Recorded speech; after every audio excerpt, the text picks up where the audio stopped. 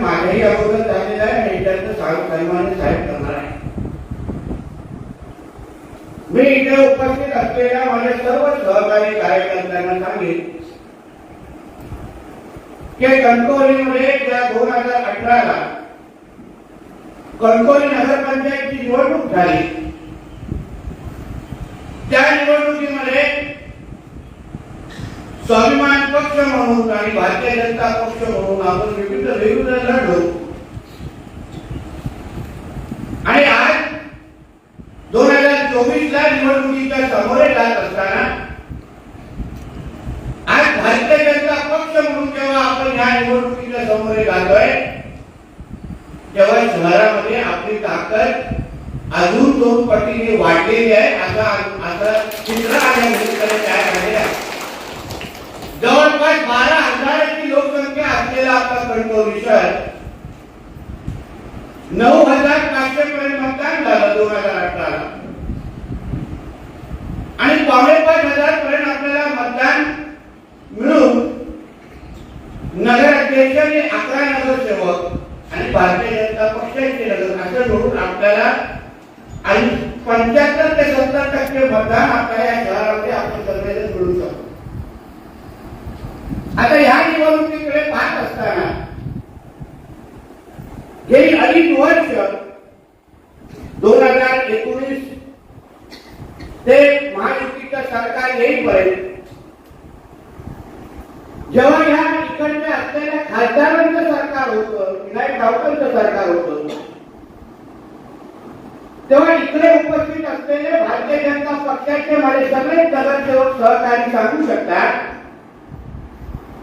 की उद्धव ठाकरेंच्या महाविकास आघाडीच्या सरकारने कणकवली नगरपंचायत वर विकासाच्या दृष्टिकोनातून किती अन्याय केला याचं उत्तर खरं म्हटलं तर खासदार विनायक राऊतांनी आम्हाला या निमित्ताने दिलं पाहिजे. आम्ही असंख्य वेळी जेव्हा निधीची मागणी त्या सरकारकडे करायचो, मग नगर विकास असो, जिल्हा नियोजन असो, अन्य सगळ्या नगरपंचायत जेव्हा त्यांच्या विचाराच्या होत्या तरी कुठलाही प्रस्ताव आला तर लगेच तेलंगणा त्यांच्या समोर ते परवानगी द्यायचे. पण कणकवली नगरपंचायतची एवढी निधी मागितली आहे त्याचा अनुभव आमचे समीर नलावडे आणि बंडू हरणे देऊ शकतात.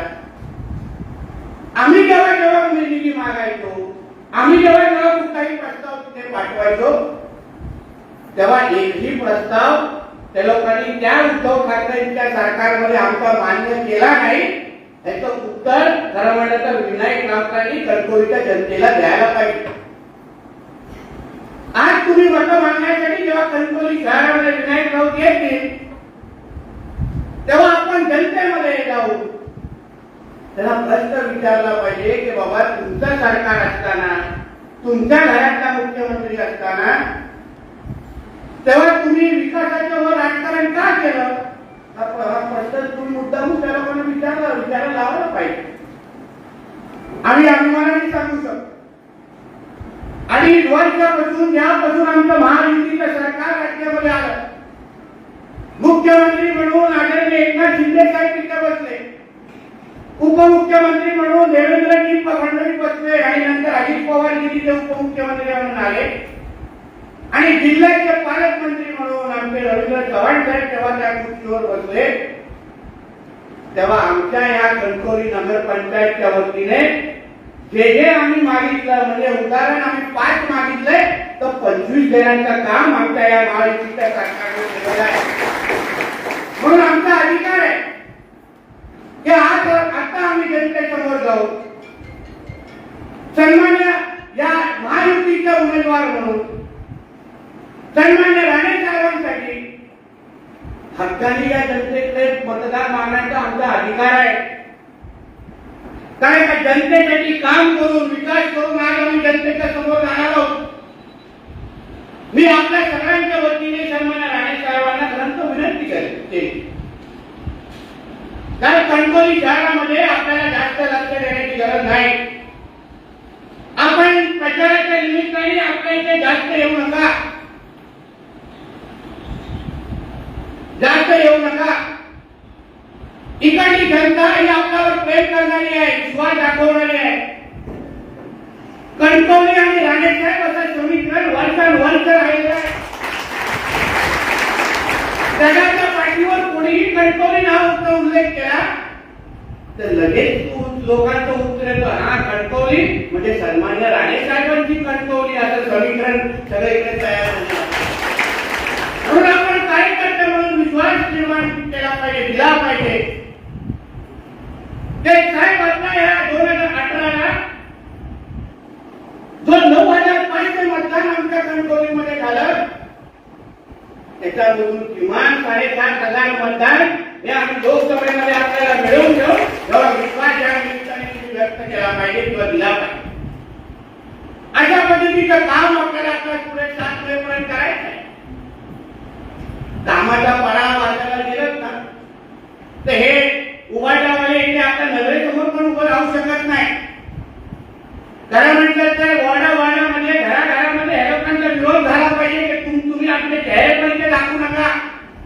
सगळे बडबडलेले चेहरे जे आमच्या विरुद्ध लढतात, जे आमच्या विरुद्ध बोंबलताय, रोज पत्रकार परिषद काय घेतात, भारतीय जनता पक्षावर टीका करतात, त्याला विचारायला पाहिजे बाबा तुझ्या पाठीवर नेमकं काय दिले ते तरी सांग. लोकांनी काय तुम्हाला मतदान केलं नाही, पडला पण मतदान केलं ना. मग नेमकं ह्या जनतेसाठी तुम्ही काय केलं? काही वर्ष तुमचं सरकार होतं, तुमचा मुख्यमंत्री होता, काय केलं?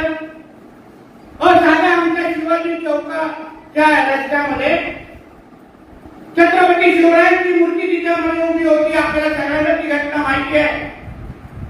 आम्ही वारंवार मागणी करत होतो की अशा रस्त्यामध्ये महाराजांची पुतळा उभा ठेवू नका.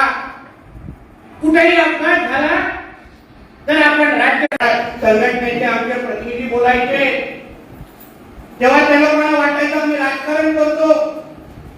आपल्या स्वतःच्या व्यावसायिक मित्रांना वाचवण्यासाठी छत्रपती शिवरायांच्या नावाने राजकारण ह्याच कणकवली शहरामध्ये दिलं.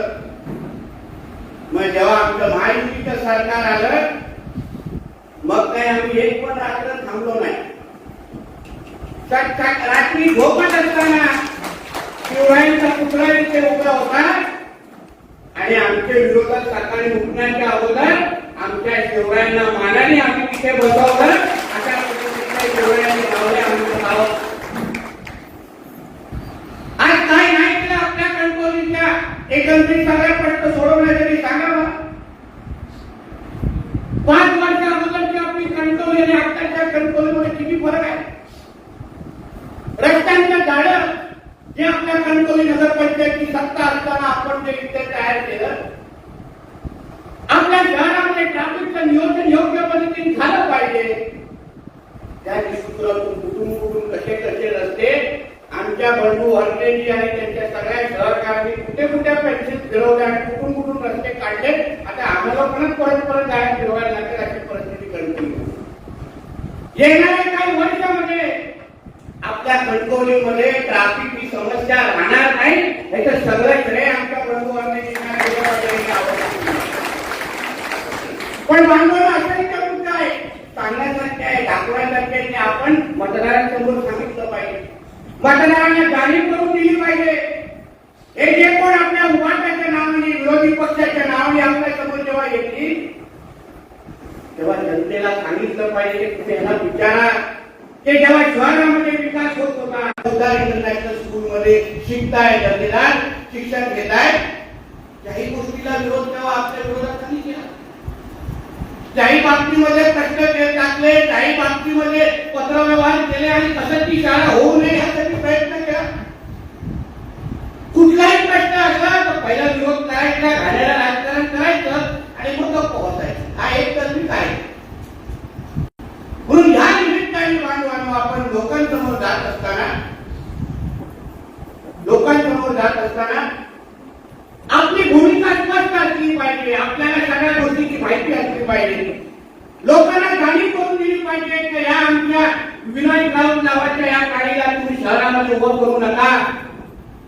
उद्या जेव्हा कुठलाही विकासाचा प्रकल्प कणकवलीमध्ये या तो आणायला आम्ही पाहू तेव्हा हे लगेच विरोध करण्यासाठी हे खासदार सदैव तयार असतात. मी त्यावेळी माझ्या देवगड सभेमध्ये सांगितलं ह्या खासदारांनी गेली 10 वर्ष विरोध म्हणजे समर्थनातले जे पत्र किती आहे त्याच्या रेवर आणि विरोध करण्यासाठी त्याची किती पत्र आहे त्याची कधीतरी आधी जनतेसमोर मी वाचून दाखवणार आहे या 7 मिनिटात. माझ्याकडे सगळ्या पत्रांची कॉपी आहे. कुठल्या रस्त्याला कसा विरोध केला गेला, कुठल्या प्रकल्पाला कसा विरोध केला गेला ते आणि त्यांचे कार्यकर्ते नुसतं फक्त प्रकल्पाला विरोध करायचा हे एकत्रित कार्यक्रमांचा. आता त्यांच्या अवतीभोवती फिरणारे जे नेते मंडळी आहेत खासदारांच्या ते मला त्यांचे किती आहेत हा सर्वात मोठा प्रश्न नाही. कधी उडी मारतात त्याच्यावर जोर लागलेला आणि कोण जास्त लवकर उडी मारण्याची स्पर्धा लागलेली. कोण आमच्या चव्हाण साहेबांना जाऊन भेटत, कोण आम्हा लोकांना संदेश पाठवत. कधीतरी घ्या राणे साहेबांनी कधी मला आशीर्वाद दिला नाही तर मला नशिबामध्ये कधीच लाड किंवा मिळाला नसतं असा संदेश वारंवार आमच्याकडे पाठवला जातोय. पत्रकार परिषद घ्यायच्या आणि राणे साहेबांना आणि भारतीय जनता पक्षाला विरोध करायचा आणि मग हळूच आमच्या रवी चव्हाण साहेबांना डोंबिवलीमध्ये जाऊन भेटायचं आणि साहेब माझ्या प्रकल्पाला परवानगी मिळवून द्या असेही बोलणारे काही नेते मंडळी आणि त्यांच्या अवतीभोवती फिरणारे आहेत. जास्त बडबड करायला लागले नाही, जास्त बडबड केली आमच्या साहेबांवर कोणावर टीका केली तो फोटो सारखा व्हिडिओ सारखा तारखा सकट सगळं जाहीर करणार जेणेकरून खासदार विनायक राऊताला पण कळेल तुझ्या बरोबर जे फिरणारे जे लोक आहेत, तुझा निष्ठा दाखवणारे जे लोक आहेत, उद्धव ठाकरेंवर जी निष्ठा दाखवणारे जे लोक आहेत ते किती वेळ तुझ्या बरोबर राहतील हे तुम्ही ठरवणार नाही. हे आता आम्हाला ठरवायचं आहे अशी परिस्थिती तुम्हाला लोकांची आहे. आम्ही लोकांनी थोडी नाणी घेतली तर हा आणि याची मुलं एवढीच राहतील उभारण्यामध्ये अशी परिस्थिती आहे लोकांची. म्हणून शहरामध्ये मी ह्या निमित्ताने आपल्या सगळ्यांना सांगेन, समीरना सांगेन, आपल्या सगळ्या प्रमुखांना सगळ्यांना सांगेन कणकवली शहर आणि कणकवली तालुका हा सन्मान्य राणे साहेबांना आणि भारतीय जनता पक्षाचा बालेकिल्ला आहे लक्षात ठेवा. आणि आपण बालेकिल्ला जेव्हा म्हणतो तेव्हा इकडची 90% मतदान आपल्या महायुतीच्या उमेदवाराला मिळालंच पाहिजे अशा भूमिकेचे आपण सगळ्यांना असलं पाहिजे. आपण अधिकारवाणी लोकांसमोर जातोय, प्रत्येक वॉर्डामध्ये जाऊन जनतेसमोर सांगितलं पाहिजे. सगळे माजी नगरसेवक बसले, लोकप्रतिनिधी समोर बसले, तुमच्या कारकिर्दीमध्ये मिळालेली निधी, प्रत्येक वॉर्डामध्ये झालेली कामं, घराघरापर्यंत आपले निधी कशी पोहोचली आहे ह्या गोष्टीची आठवण आपण सगळ्या जणांनी करून द्यायची. लोकांना जाणीव करून द्यायची आहे की ह्या शहराचा विकास करायचा असेल तर भारतीय जनता पक्ष आणि महायुतीच्याच माध्यमातून होईल, बाकी कोणाचीही क्षमता राहिलेली नाही. आज आपल्याला आपल्या हक्काचा खासदार, आपल्या हक्काचा लोकप्रतिनिधी दिल्लीला का हवाय, का आपल्याला तिथे वचन पाहिजे. आता आपल्याला इथे आपल्या पोस्ट ऑफिसच्या इथून रस्ता काढायचा आहे आपल्याला माहिती आहे. आता ह्या विनायक राऊताला तुम्ही विचारावं बाबा पोस्ट ऑफिस मधून आपल्याला दिल्ली मधून ते पोस्ट ऑफिसच्या आपल्याला ऑफिस नको म्हणून आम्हाला एनओसी पाहिजे, जर तुम्ही मिळून द्या का. आणि मग त्याच्या चेहरा बघा तो कसा 12 वाजता त्याच्या चेहऱ्यावर कुठल्या मंत्र्याकडे तो जाऊ शकतो, केंद्रामध्ये कुठल्या मंत्र्याकडे जाऊन विनंती करू शकतो, तो विषय त्याला करणार आहे तरी का. पण जेव्हा आम्हाला या रस्त्यासाठी ज्याच्यामुळे आमची ट्रॅफिकची समस्या सुटू शकते, जनतेची अजून सुविधा मिळू शकते, तेव्हा आम्हाला जेव्हा गरज होती तेव्हा आम्ही दिल्लीकडे गेलो, आमच्या हक्काच्या माणसाकडे गेलो आणि त्यांनी जेव्हा मंत्र्याकडे 4 फोन केले तेव्हा आपल्याला इथे एनओसी मिळण्याचा मार्ग सुखद झाला. अशी ताकद आपल्या दिल्लीला असणारा लोकप्रतिनिधी पाहिजे, असा माणूस आपल्याला तिथे बसलेला पाहिजे. उगाच शेवड्यासारखा रडणारा ह्या विनायकरावसारखा माणूस नको आपल्याला. तोच प्रश्न मांडतोय, तोच रडत बसतोय, तोच स्वतः एवढा रडला तर आमचे प्रश्न कोण सोडवणार. प्रत्येक 14 असो, 19 असो, 24 असो, प्रत्येक वेळा काय नाही कधी लढण्याचा कार्यक्रम असतो. 14 एकटा बरोबर असतो, काही होत नाही त्या बाबतीमध्ये.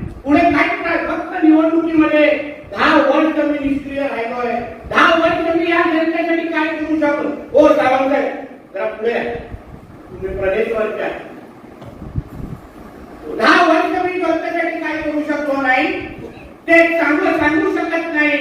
माझी पाठी कोणी आहे, मी निधी आणू शकलो नाही, जनतेवर अन्याय एवढा केलाय.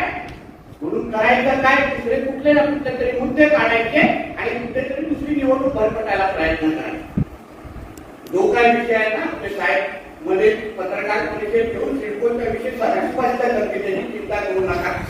अभ्यासू आणि अनुभवी व्यक्ती कशा मुद्दे क्लिअर करतात ते आपल्याला येणाऱ्या काही दिवसात कळेल. पण आपल्याला कार्यकर्ता म्हणून हे मुद्दाम आपल्याला वारंवार सांगतो. 7 मे पर्यंत आपला 5 मे पर्यंत आपला प्रचार आहे. त्याच्यामध्ये ह्यांच्या काही लोकांच्या सभा पण याच्यामध्ये होतील. मी ऐकलं तर उद्धव ठाकरेंची सभा इथे कुठेतरी होणार आहे. आता आम्ही ती ग्राउंड दिलं तर आमचे सगळे ग्राउंड खूप झाले. म्हणजे काय तो आता गेला गाडी गेली. पण इथे कुठल्याही पद्धतीने आपलं वातावरण खराब होता कामा नये याची काळजी आपल्या लोकांना घ्यायची. निवडणूक आपणच जिंकणार, कणकवलीमध्ये लीड आपणच घेणार. पण त्यांना माहिती आहे आमची लीड करू शकत नाही, आम्हाला मैदानात होऊ शकत नाही. म्हणून करायचं काय, वातावरण खराब करायचं. कुठल्या ना कुठल्या कार्यकर्त्याची गळ काढायची. आमच्या विरोधकांना आमच्यापेक्षा आमच्या समीरचा स्वभाव चांगला करून दिली. म्हणून आपण एकदम डोक्यावर बर्फ आणि जिभेवर साखर ठेवून आपल्याला 5 मे पर्यंत 7 मे पर्यंत हे काम करायचे. कारण ह्याच भागातून सन्मान्य आपल्या महायुतीच्या आणि सन्मान्य राहण्याच्या आम्हाला जास्त लीड आपल्याला द्यायची. आपल्या ह्या कणकवली मतदारसंघामध्ये मला इथे 75 ते 80% लीड ही आमच्या ह्या मतदारसंघातून राहण्याच्या महायुतीला मिळायलाच पाहिजे. त्या पद्धतीचं काम आपल्या सगळ्यांच्या माध्यमातून आपल्याला झालं पाहिजे आणि त्या दृष्टिकोनातून आपल्याला दिवस रात्र मेहनत करायची. दर दिवशी आपण जास्त आपल्या वॉर्डच्या मतदारांना भेटा, घराघरात जाऊन आपल्या आता फेऱ्या सुरू झाल्या पाहिजे. इथे यादीचं वाचन झालंय, 1+30च्या याद्या तयार आहेत. आपल्याकडे प्रत्येकाकडे आपल्या 50 कडून आपल्याकडे 30 मतदारांची यादी आपल्याकडे आलेली आहे. आपल्याला प्रत्येकाला फक्त 30 लोकांपर्यंत पोहोचायचं आहे आणि 7 मेला त्यांच्याकडून मतदान करून घ्यायचं. फक्त 30 लोक. इथे 10,000-3,000 हजार लोक सांगणारे सगळे त्याने मला दिसत आहे. 30 मतदार आपल्यासाठी जास्त नाही ना देशाला कधी होऊ. म्हणून या सगळ्या गोष्टी बायकांनी आपल्याला काम करून प्रत्येक मतदारांपर्यंत पोहोचून आपल्याला या कणकवलीची जास्त लीड आपल्याला शहरापासून द्यायची. आपल्याला आपल्या वरिष्ठ नेते मंडळींना आपल्याला विश्वास द्यायचा आहे की आपला हा कणकवली शहर आपण आज आला. आता फक्त विजय मिळवण्याच्या निमित्ताने 4 जूनला आपल्याला इथून रॅली काढत असताना आपला खासदार इथून जाताना पाहायचंय. काम करावं एवढी विनंती मी या निमित्ताने आपल्याला करतो. आणि परत एकदा सन्मान्य राणे साहेबांना इथे आल्याबद्दल आणि यानंतर ते आपल्याला मार्गदर्शन करून आपल्यामध्ये 10 भर ते निर्माण करून आपल्याला मैदानात पाठवणार आहे. यासाठी मनापासून त्यांचे आभार मानतो. इथेच थांबतो. जय हिंद, जय महाराष्ट्र.